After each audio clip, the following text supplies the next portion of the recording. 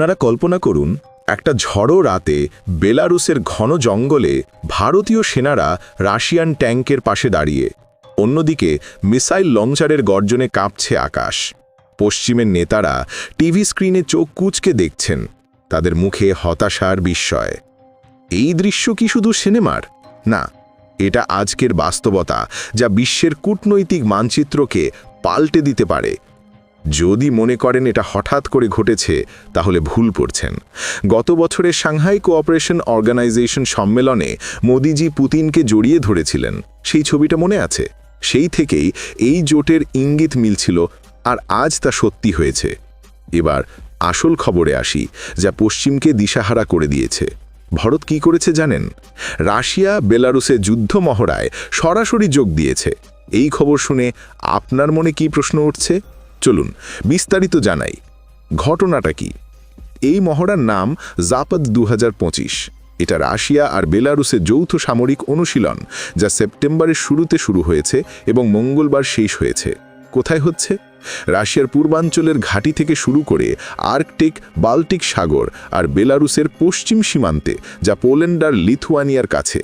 ভারত থেকে গেছে 65 জন সেনা, কুমায়ন রেজিমেন্টের সদস্যরা, যারা নিজনি নভগরডের কাছে মুলিনো ট্রেনিং গ্রাউন্ডে অংশ নিয়েছে। কি করছেন তারা? যৌথ প্রশিক্ষণ, ট্যাকটিক্যাল ড্রিল, স্পেশাল অস্ত্রের দক্ষতা যেমন missile launch, simulated air strike, surface to air missile firing. পুরো মহড়ায় 1 লক্ষের বেশি সেনা জড়িত, ইরান সহ অন্য দেশও যোগ দিয়েছে। কেন এটা? ভারতের প্রতিরক্ষা মন্ত্রক বলছে এটা রাশিয়ার সঙ্গে সহযোগিতা বাড়ানোর জন্য, আত্মবিশ্বাস আর বিশ্বাস গড়ে তোলার জন্য। কিন্তু গভীরে এটা ভারতের স্বাধীন কূটনীতির প্রমাণ, পশ্চিমের চাপ সত্ত্বেও রাশিয়ার সঙ্গে বন্ধুত্ব বজায় রাখা। এবার আসল বিশ্লেষণ করি ধাপে ধাপে। প্রথমে পরিণাম কি? পশ্চিম, বিশেষ করে ন্যাটো, এতে খুব অস্বস্তিতে পড়েছেন।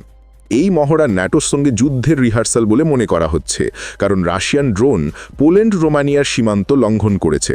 ভারতের যোগদানে পশ্চিম মনে করছে ভারত রেড লাইন পেরোচ্ছে।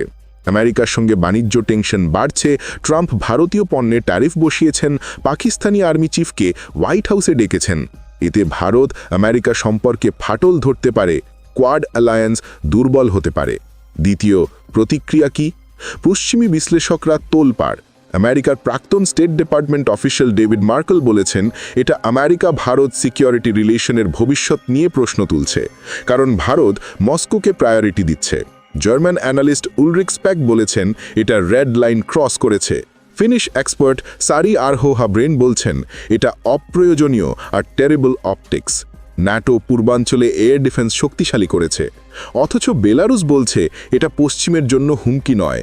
ন্যাটো মেম্বারদের অবজারভার হিসেবে ডেকেছে, যদিও পোল্যান্ড, ল্যাটভিয়া, লিথুয়ানিয়া যায়নি। তৃতীয় ঐতিহাসিক কোণ। ভারত রাশিয়া সম্পর্ক তো পুরনো, সোভিয়েত যুগ থেকে। রাশিয়া ভারতের প্রধান অস্ত্র সরবরাহকারী, S-400 মিসাইল সিস্টেম, সুখোই যুদ্ধ বিমান। ইউক্রেন যুদ্ধ সত্ত্বেও ভারত রাশিয়ান তেল কিনছে, বাণিজ্য বেড়েছে। মোদিজি পুতিনের সঙ্গে স্পেশাল অ্যান্ড প্রিভিলেজড পার্টনারশিপের কথা বলেছেন SCO সম্মেলনে। শি জিনপিংকেও আলিঙ্গন করেছেন। এটা ভারতের স্ট্র্যাটেজিক অটোনমি, কোনো এক পক্ষে না থেকে সবার সঙ্গে ব্যালেন্স। চতুর্থ জিওপলিটিক্যাল কনটেক্সট। এটা ইন্দো প্যাসিফিকে চীনের বিরুদ্ধে কোয়াডের সঙ্গে ভারতের ভূমিকা নিয়ে প্রশ্ন তুলছে। কিন্তু ভারতের জন্য রাশিয়া গুরুত্বপূর্ণ, পাকিস্তান চীনের বিরুদ্ধে। ইউক্রেন যুদ্ধে ভারত নিরপেক্ষ, শান্তির পক্ষে।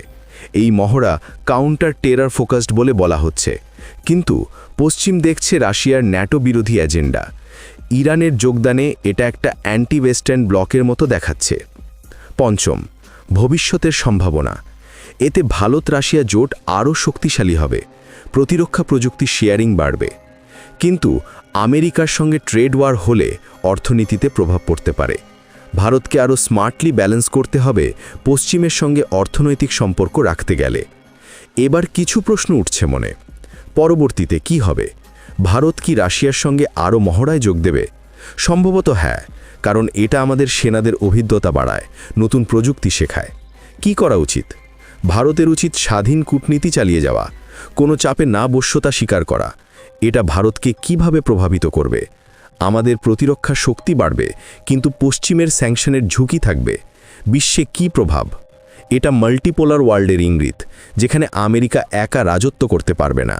লজিক্যালি বললে ভারতের এই পদক্ষেপ সাহসী, কারণ এতে আমরা দেখাচ্ছি আমরা কারও গোলাম নই। আরও বিশ্লেষণ করে বলা যায়, এটা ইউক্রেন যুদ্ধের প্রেক্ষিতে রাশিয়াকে সমর্থনের মতো, কিন্তু ভারত শান্তির পক্ষে। ভবিষ্যতে হয়তো ভারত মধ্যস্থতা করতে পারে। শেষে আমার মন্তব্য, ভাই বোনেরা, এই খবর শুনে আমার বুক ফুলে উঠছে গর্বে।